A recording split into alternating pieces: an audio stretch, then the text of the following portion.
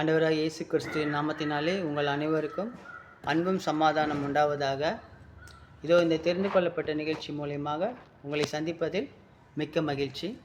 இதோ இந்த நேரத்தில் கூட நாம் தெரிந்து கொள்கிற பாடம் என்னென்னா, ஊடுருவ குத்தியவர்கள். ஆண்டவர் சிலுவையில் அறையிறாங்க. சிலுவையில் அறைஞ்சு அவர் மறித்துட்டார். ஆனால் இவங்க என்ன பண்ணுறாங்க, அடுத்த நாள் பஸ்காவின் பெரிய ஆயத்தமான நாள் சொல்லி அதுக்கு ரெடியாகிறாங்க. ரெடியாகும்போது நேரம் ஆயிடுச்சுன்னு சொல்லிட்டு வலது பக்கமாக இடது பக்கம் இருக்கிற அந்த கல்வர்களின் எலும்பை கால் எலும்பை முறிக்கிறாங்க. ஆனால் இவர்கிட்ட வரும்போது ஏற்கனவே இவர் இறந்துருக்காரு அப்படின்னு தெரிஞ்சுக்கிறாங்க. ஆனாலும் அவங்க என்ன பண்ணுறாங்க, ஈட்டி எடுத்து குத்தி டெஸ்ட் பண்ணுறாங்க. அந்த விழாவில் குத்துறாங்க. பாருங்கள், அந்த விழாவில் குத்தும்போது அவர்கிட்ட அந்த கடைசி சொட்டு ரத்தமும் தண்ணியும் வடிஞ்சிச்சு.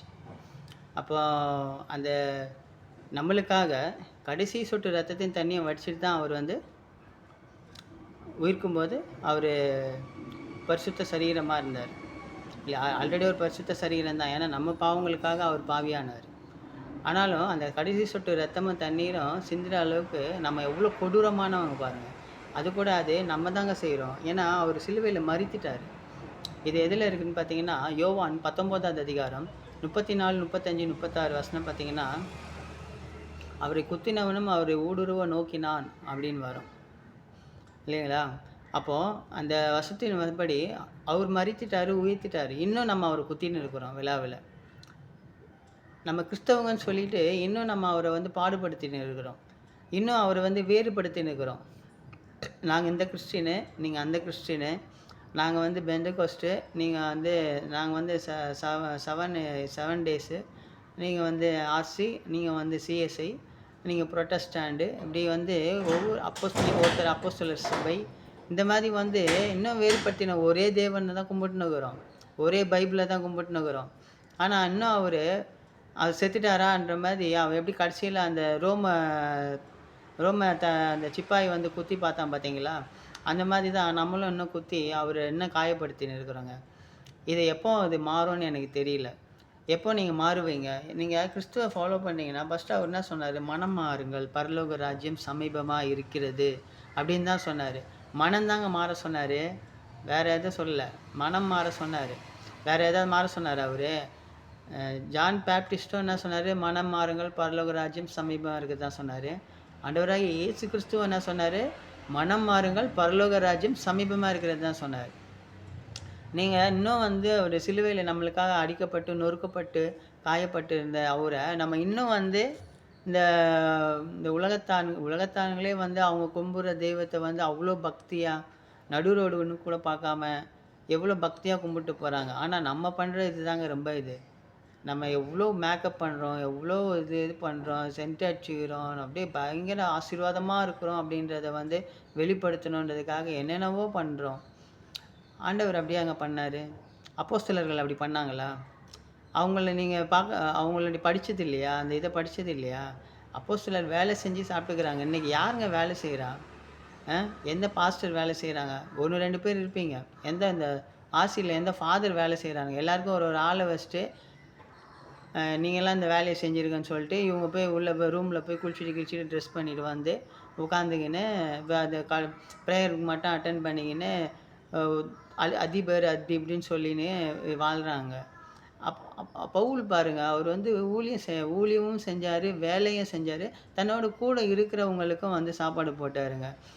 ஏன் இந்த காலத்தை நீங்கள் மாற்றினுக்கிறீங்க? இதெல்லாம் உங்களுக்கு இதனுடைய விளைவு என்னன்னு தெரியுமா? பாருங்கள், ஜக்கரியா 12:10 ஆண்டவர் ஜக்கரியா தீர்க்கதரிசி சொல்கிறாரு, இதோ அவரை குத்தினவர்களும் ஊடுருவ நோக்குவார்கள், மாரடைத்து புலம்புவார்கள், தன்னுடைய தலைப்பிள்ளை இறந்தது போல அழுவார்கள் அப்படின்னு போட்டிருக்காருங்க. ஜக்கரியா 12:10 அந்த மாதிரி போட்டிருக்காரு. அப்போது அப்பேற்பட்ட தேவன் அவர் முன்னாடியே தீர்க்க தரிசனமாக சொல்லப்பட்டது ஜக்கரியாவை. அது எப்போ நிறைவேறுதுன்னா, ஆண்டவராக இயேசு கிறிஸ்து சிலுவையில் மரணிக்கும் போது அது நிறைவேறுது. இதையே வெளிப்பட்டின விசேஷம் 1:7 சொல்லி அவர் மறுபடியும் வருவார், அவர் ஊடுருவ குத்தினவர் 1:7 மறுபடியும் வருவார், ஊடுருவ குத்தினவர்கள் நோக்கி பார்த்து மாரடைத்து புலம்புவார்கள் அப்படின்னு போட்டுக்குதுங்க. அப்போது அவர் வரும்போது நம்ம பரிசுத்தமாக இருக்கணும். அப்போ தான் எடுத்துக்கொள்ளப்படுவோம். இல்லைன்னா நம்ம எடுத்துக்கொள்ளப்பட மாட்டோம். தயவுசெய்து புரிஞ்சுங்க. அவர் ரத்தத்தை இன்னும் நம்ம வந்து அவர் மரித்துட்டாருன்னு நினச்சின்னுக்கிறோம். அவர் உயிரோடு தான் இருக்கார். புரியுதுங்களா? அவர் சொல்கிறாரு, என் உயிரை கொடுக்கும் எனக்கு அதிகாரம் உண்டு, எடுத்துக்கொள்ளும் அதிகாரம் உண்டு அப்படின்னு சொல்லியிருக்காரு. அவர் தான் கொடுக்குறாரு, அவர் தான் எடுத்துக்கொள்கிறாரு. விண்ணகத்திலிருந்து இறங்கி வந்தவர் விண்ணகத்துக்கு ஏறி போகிறோம் தவிர விண்ணகத்தில் ஒருவரும் இல்லை அப்படின்னு சொல்லியிருக்காரு. ஸோ எல்லாமே அவர் தான். அவர் அங்கேயும் இருப்பார், இங்கேயும் இருப்பார். அவர் இன்னும் இருக்கிறாரு. தயவுசெய்து கொஞ்சம் பயந்து வாழுங்க. அவருக்கு பயந்து வாழுங்க. கீழ்ப்படிந்து வாழுங்க. அவர் கட்டளைக்கு கீழ்ப்படிந்து வாழுங்க. எல்லாரையும் சமாதானமாக எண்ணுங்க. எல்லாரும் சமமாக எண்ணுங்க. எல்லாரோடையும் சமாதானமாக போங்க. நீங்கள் இந்த லென்த் டேயில் இந்த வந்து இப்போ குட் ஃப்ரைடேலாம் கொண்டாடுறோம் இல்லையா? ஏன் கொண்டாடுறோன்னா, அந்த இது நினைவுபடுத்துறதுக்காக கொண்டாட போகிறோம். ஆனால் கரெக்டான டேட்டு இதெல்லாம் கிடையாது. இன்றைக்கி தான் அவர் மரித்தார், இன்றைக்கி தான் உயிர்த்தார் அப்படின்ற டேட்டு இது கிடையாது. அது யாருக்கும் தெரியாது. ஆனால் நம்ம அதை ஃபாலோ பண்ணுறோம். அதை நம்ம வெளிப்படுத்துகிறோன்றதுக்காக தான் நம்ம இதெல்லாம் பண்ணின்னு இருக்கிறோம். அப்படி தேவனை நம்ம மகிமைப்படுத்துகிறோம். அதுக்காக தான் கொண்டாடுறோம். மற்றபடி வந்து சிலவங்க வந்து இது உள்ளேயே விதண்டவாதம் பண்ணி இதை ஏன் கொண்டாடணும், அவர் எப்போவே இறந்துட்டார், அவர் இன்னும் ஜீவனோடு இருக்கார் அப்படின்றாங்க. உலகத்துக்கு தெரியணும் இல்லைங்க, பிற இனத்துக்கு தெரியணும் அவர் இன்று மரித்தார், உயிர்த்தார், இயேசு கிறிஸ்துன்னு ஒரு தேவன் இருக்கிறாரு அப்படின்னு மற்றவங்களுக்கு தெரியணும்ல. நீங்கள் போய் தெருவாக போய் சொல்லிட்டு வந்துட்டீங்களா? இன்றைக்கி இந்தியாவில் எத்தனை கிறிஸ்டினுங்க மாறியிருக்காங்க? இன்னும் அதே பர்சன்டேஜில் தான் இருக்குது. ஒரு 20 வருஷத்துக்கு முன்னாடி என்ன பெர்சன்டேஜ் இருந்துச்சோ அதே தான் இருக்குது. இன்றைக்கி 1000 சபை இருக்குது. ஆனால் எங்கே வந்து மக்கள் மாறுறாங்க? போகிறவங்க கூட திரும்பி வந்துடுறாங்க உங்களை அந்த ஊழியத்தை பார்த்து. யாராவது ஒருத்தர் 2 பேர் தான் போகிறாங்க. நிறைய பேர் திரும்பி வந்துடுறாங்க. அப்போ அவங்களுக்கு அந்த அதாவது தன் மகனுக்கு தன் மகனுக்கு பிறம்பெடுக்காத தந்தை வந்து தந்தையே இல்லைன்றாரு. அப்போ ஏன்னா தந்தை வந்து பிறம்பெடுக்கலைன்னா தன்னுடைய மகனுடைய போக்கு வந்து சரி இருக்காது இல்லையா? அப்பேற்பட்ட தேவன் கண்டித்து தான் எல்லாத்தையும் உணர்த்துவார். அப்போ நம்ம வந்து பாவிகள், பிறவிலே பாவிகள். நம்ம பிறவிலே பாவிகள், ஜென்ம பாவிகள், சபிக்கப்பட்டவர்கள், இப்படி எத்தனையோ இது இருக்குது நம்மளுக்கு இல்லையா? ஆனால் இது எல்லாத்தையும் அவர் சிலுவையில் சுமந்துட்டார். ஆனால் இன்னும் நம்ம வந்து அப்படியே தான் இருக்கிறோம். ஏன்னா நம்மளுடைய எண்ணங்கள் மனம் மாறலை. அவர் மனம் மாற சொல்கிறாரு.